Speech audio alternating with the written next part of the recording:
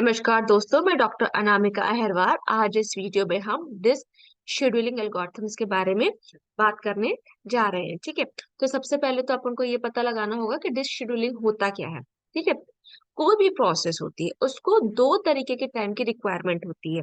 पहला CPU time, दूसरा IO time. ठीक है, तो सीपीयू टाइम क्या हो गया? जो सेंट्रल प्रोसेसिंग यूनिट का टाइम होता है उसको हम कहते हैं। अब आप बोलोगे कि ये कौन सा टाइम होता है, क्योंकि कोई भी प्रोसेस का एग्जीक्यूशन कराने के लिए हमें सेकेंडरी मेमोरी से उसको मेन मेमोरी में ट्रांसफर करना पड़ता है, तभी जाके उसका एग्जीक्यूशन होता है। और ये सारा काम कौन करा रहा होता है? सीपीयू करा रहा होता है। ठीक है, और दूसरी अगर हम बात करते हैं आईओ की, तो आईओ क्या होता है? इनपुट आउटपुट का टाइम। कि कोई भी चीज कराने के लिए हमें पहले इनपुट देना पड़ेगा, फिर अपना सीपीयू काम कराएगा, उसके बाद हमें क्या स्क्रीन पे आउटपुट मिलता है। ठीक है, तो for IO it request the operating system to access the disk. Input output के लिए क्या होता है कि रिक्वेस्ट भेजी जाती है, ठीक है, ऑपरेटिंग सिस्टम को, जिससे कि वो डिस्क को एक्सेस कर सके। डिस्क मतलब उसके अंदर जो चीज स्टोर होगी उसको हम एक्सेस करें ताकि हम अपना काम कर सके। ठीक है, disk scheduling is done by the operating system. ये डिस्क शेड्यूलिंग किसके द्वारा होती है? ऑपरेटिंग सिस्टम के द्वारा होती है।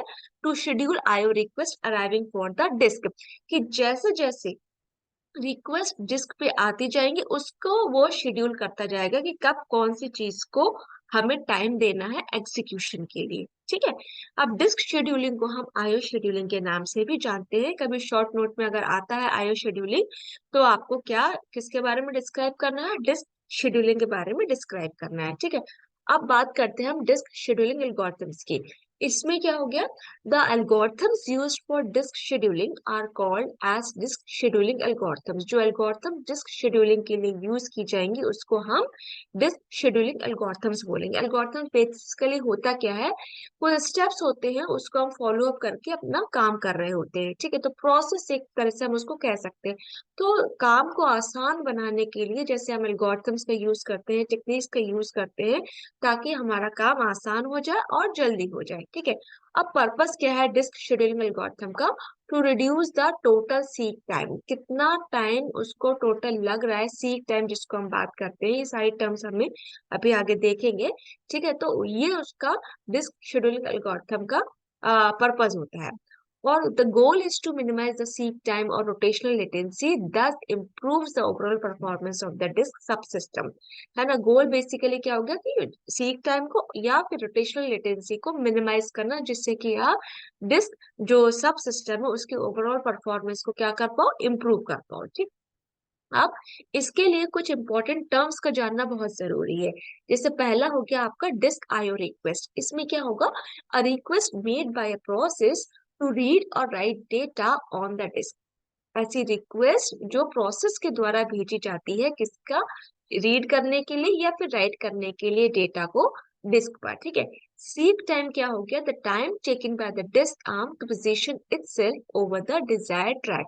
जितना टाइम लग रहा है उस डिस्क आर्म को उस पोजीशन तक पहुंचाने में खुद को, जहां से वो अपना काम कर सकेगा, that is called desired track. ठीक है, तो उस पूरे टाइम को आप क्या बोलोगे? सीक टाइम बोलोगे।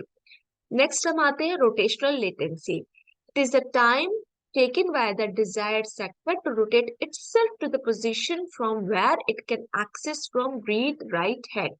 मतलब क्या होगा? ये वो टाइम है जिसमें ये जो डिजायर्ड सेक्टर जो होता है ना, वो अपने आप को खुद को उस जगह पे रोटेट करा पाए, उस जगह पे पोजीशन दे पाए जहां से जो रीड राइट हेड है हम उसको एक्सेस कर सके। ठीक है, that is called the rotational latency.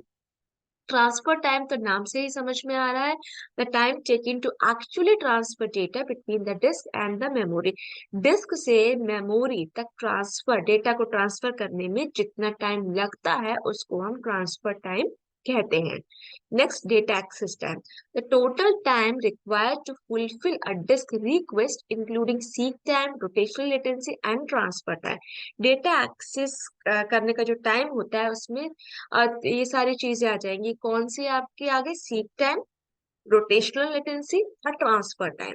ठीक है, ये सारे इन सब तीनों चीजों का जो टाइम मिला के हमें क्या टोटल कितना डेटा एक्सेस टाइम उसको हम कहते हैं। ठीक, सीक डिस्टेंस क्या हो जाता है, सीक टाइम तो क्या था, कितना टाइम लग रहा है उस डिजायर्ड ट्रैक तक पहुंचने में। सीक डिस्टेंस क्या हो गया, कितना डिस्टेंस है। ठीक है, तो number of tracks the disk arm must move to reach the desired tracks, कितने नंबर ऑफ ट्रैक्स आपको मूव करके जाने पड़ रहे हैं उस डिजायर्ड ट्रैक तक पहुंचने में। ठीक, हेड मूवमेंट टाइम में क्या हो जाता है, the time taken by the disk arm to move from one track to another. Head movement मतलब क्या होता है, ये जो टाइम कितना लग रहा है एक जो डिस्क आर्म है उसको एक ट्रैक से दूसरे ट्रैक पर पहुंचाने में, उस मूवमेंट को हम क्या कहते हैं, हेड मूवमेंट टाइम कहते हैं।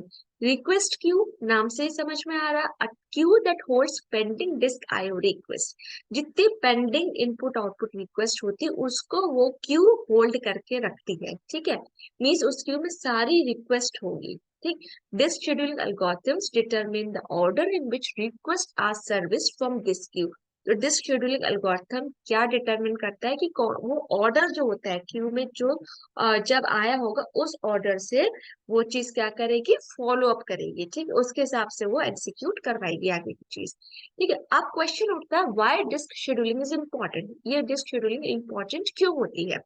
Because a process can make multiple IO requests and multiple process run at the same time, क्योंकि जो प्रोसेस है बहुत सारे IO रिक्वेस्ट और बहुत सारे प्रोसेस एट सेम टाइम पे रन कर रही होती हैं, इसलिए हमें शेड्यूल की जरूरत पड़ती है। जैसे कि आप कॉलेज जाते हो, स्कूल जाते हो, उसमें आपके टोटल नंबर ऑफ जितने लेक्चर्स होते हैं उन हर लेक्चर का हर डे पे एक अलग शेड्यूल होता है।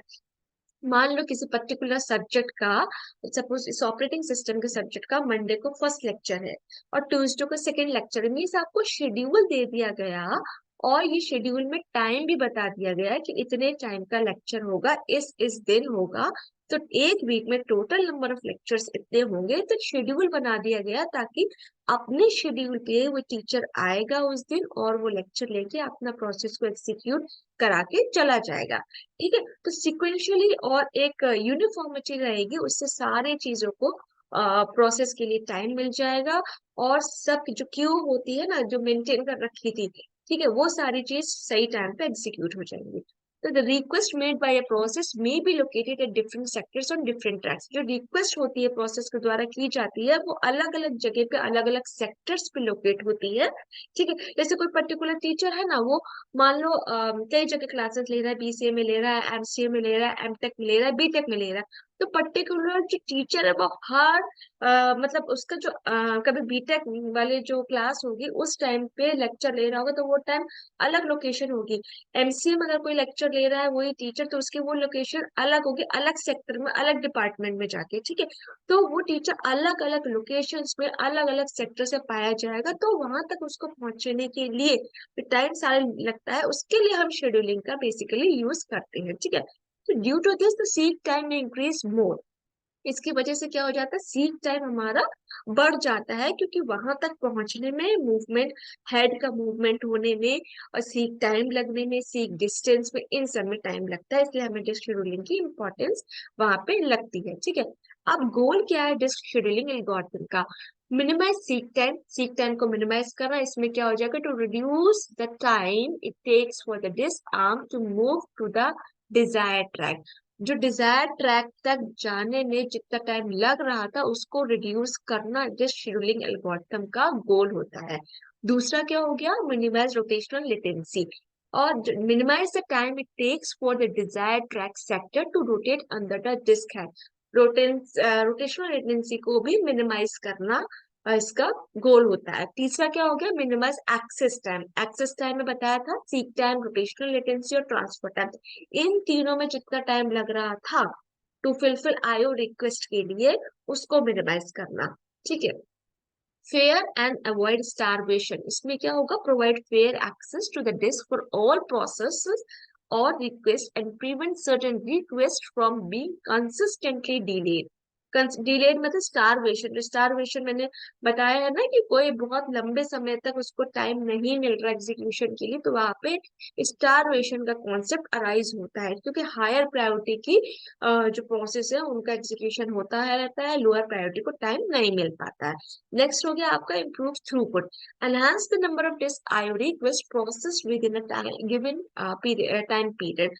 तो थ्रूपुट को क्या करना, इम्प्रूव करना। क्यों? क्योंकि जितने नंबर ऑफ रिक्वेस्ट आएंगी, प्रोसेस इन आईओ रिक्वेस्ट आएंगी, उसको प्रोसेस करना रहेगा उसको गिवन पीरियड ऑफ टाइम में।